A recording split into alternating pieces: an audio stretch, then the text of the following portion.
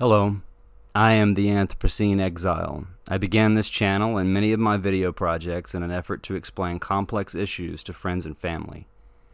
While I started this video to go over a few small pieces of climate information, it rapidly changed as events unfolded. I'm going to cover some of the recent news and then talk about some specific climate events. But first, I think we all need to have a conversation about what this is all really about: the survival or extinction of humanity.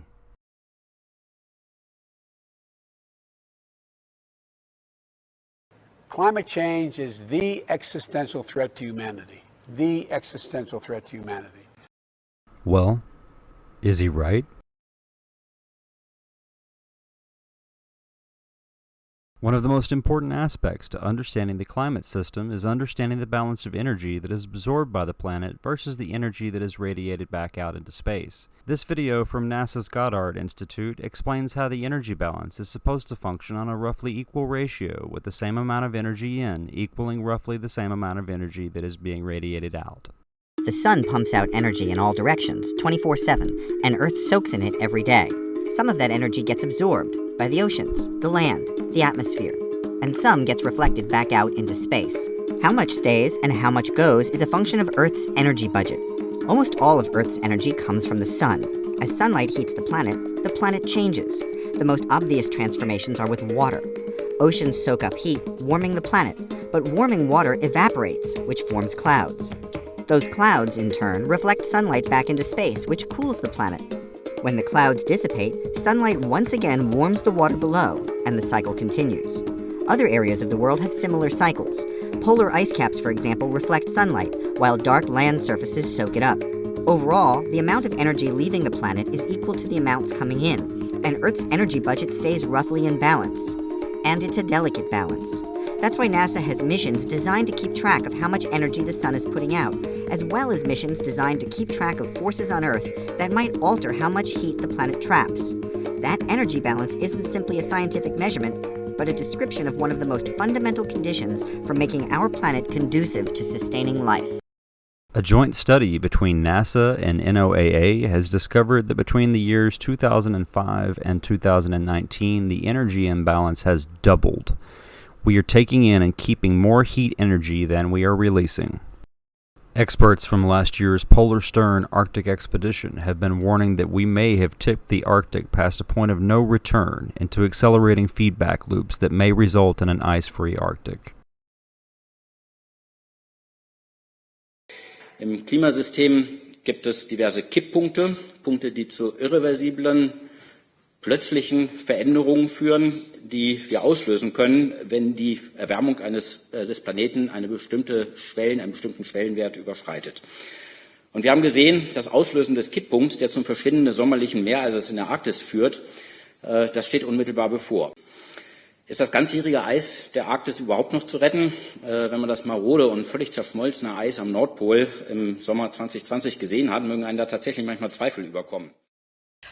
The expedition leader, Dr. Marcus Rex, is making this dire warning because of the disappearance of summer sea ice. Do you agree that we may have reached a tipping point in the Arctic? The Arctic is warming at 3 times the rate of the rest of the world.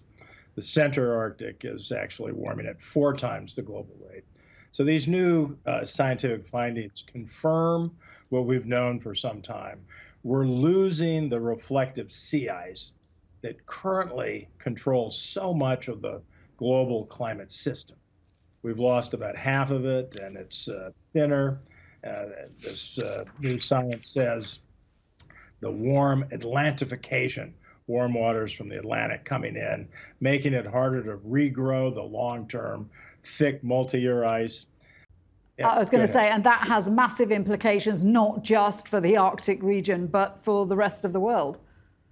Well, it starts a wicked cascade that will collapse the permafrost, used to be permanent frost. That will release more CO2, more methane, a super greenhouse gas, and more N2O, another powerful greenhouse gas. And that will cascade down the rest of the world. So if we lose the rest of the sea ice, we may lose control of the climate system. It is a key feedback Life on Earth may recover from a dramatic climate shift, but humans might not survive. That is a sobering conclusion from a UN report, and it confirms what many scientists have been saying in the last few years. Climate change is happening faster and hitting us harder than expected. Early models predicted that it was unlikely we would see the worst consequences before the year 2100. But according to the report, that could be the reality when a child born today turns 30. The report also warns that these changes could be irreversible and lead to cascading impacts, with some regions experiencing multiple calamities at once. The report was not due to be released until February of 2022, but was leaked to the media. The UN climate body says that conditions will change beyond our ability to adapt.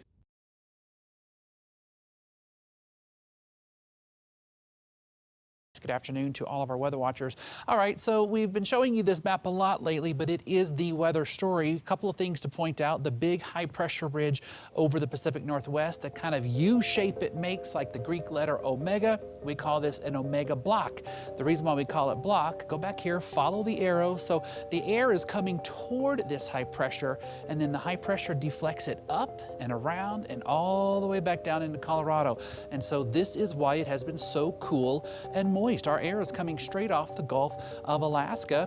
Meanwhile, just off to our northwest, under that ridge, it is record high heat temperatures. It is just crazy. It's in the 100s in Portland and Seattle. So an amazing weather pattern here. Dozens of people have died in Canada since last week due to record high temperatures.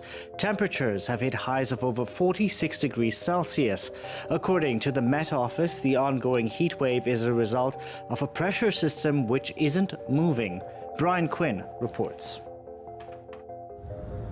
Vancouver broiling amid a historic heat wave. The average daily high temperature here for June and July, a balmy 21 degrees Celsius. In recent days, that's been more than doubled, with nearby Lytton breaking Canada's all-time national temperature record at 49.5 degrees Celsius.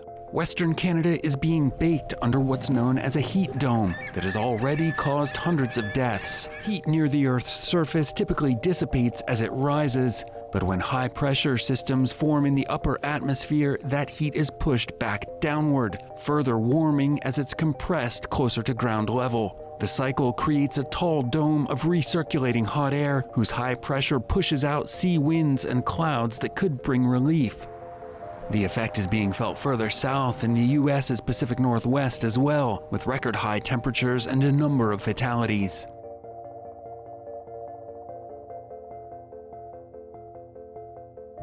Go through Rice Spencer's Bridge, because at least we sort of know a few people there. There's up, those ones have just gone. The whole village is going.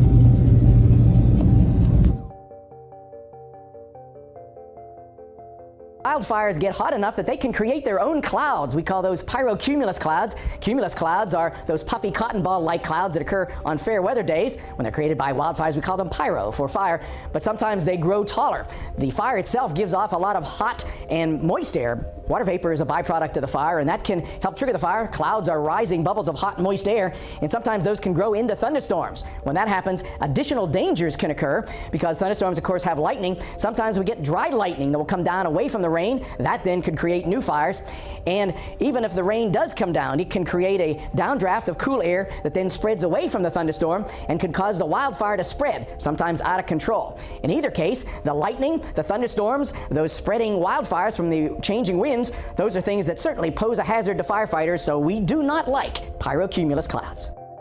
Storm-producing fire clouds threw out hundreds of thousands of lightning strikes over wildfire-stricken British Columbia and northwestern Alberta provinces in Canada Wednesday and Thursday, bewildering meteorologists. The numbers coming out of the lightning siege seem too big to be true, but Vygotsky said the activity is measured with precision equipment. Data produced by North American Lightning Detection Network is monitored nonstop and validated against rocket-triggered lightning, lightning to tall towers, and other lightning references. The majority of the strikes in Western Canada were the result of pyrocumulonimbus clouds forming over the wildfires tearing across Western Canada, which has also suffered from a sweltering heat wave in the past week. On Thursday morning, the British Columbia Wildfire Service listed 47 blazes across the region.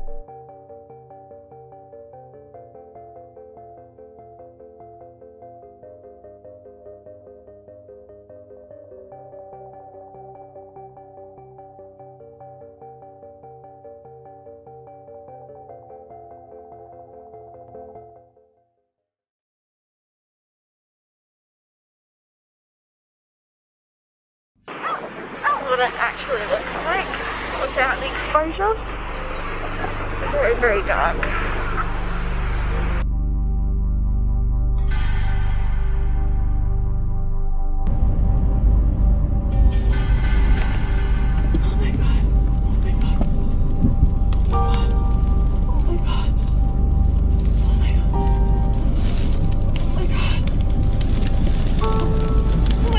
Please, God, please. Oh my God. Oh my God, please let me out of here. Please, God. Please, God, please let me out of here. Please, God. Please. Oh my God. Oh my God. Oh my God.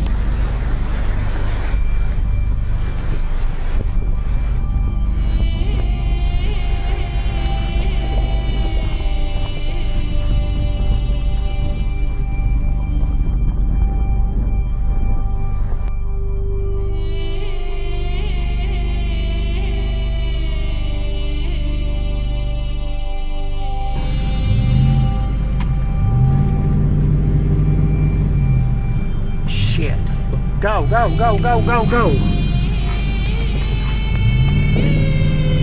That should have melted these tires in a heartbeat. Go. I can't see. Just hit the fucking gas. You're on pavement.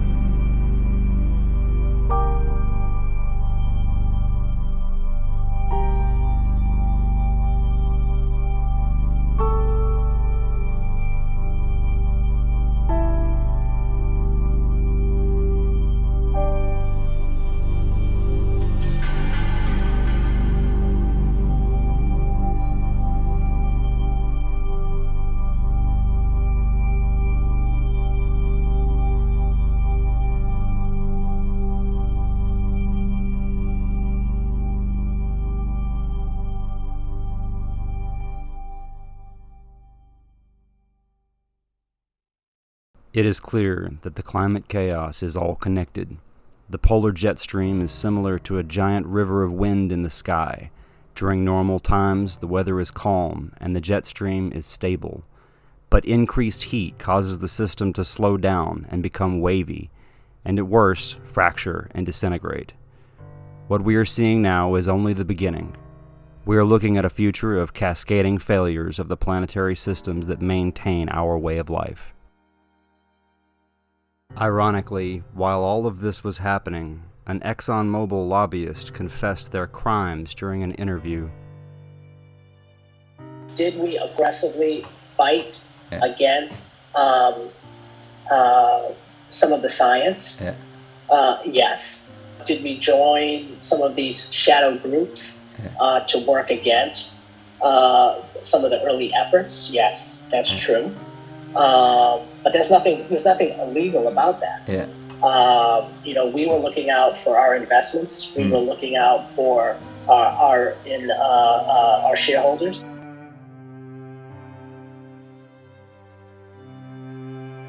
Over the last few days, the news from around the globe has been pouring in faster than I can keep track of and catalog.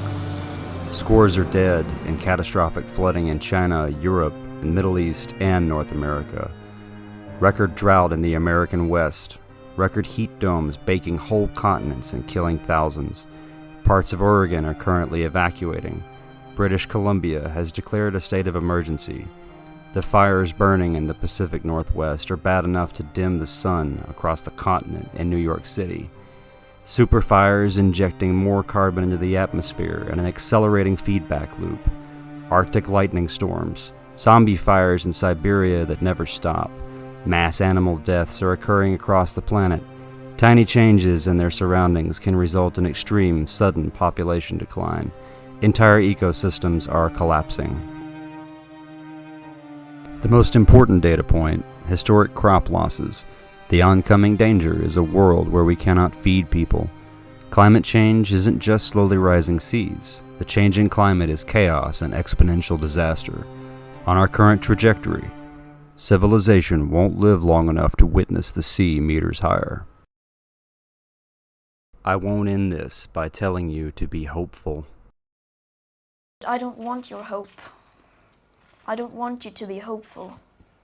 I want you to panic. I want you to feel the fear I feel every day. And then I want you to act. Discussing how we could avoid such a horrible future is a topic for another video, so don't forget to like and subscribe. The first step in avoiding a trap is knowing there's a trap. Unless humanity awakens to the danger of our own annihilation, our fate is sealed.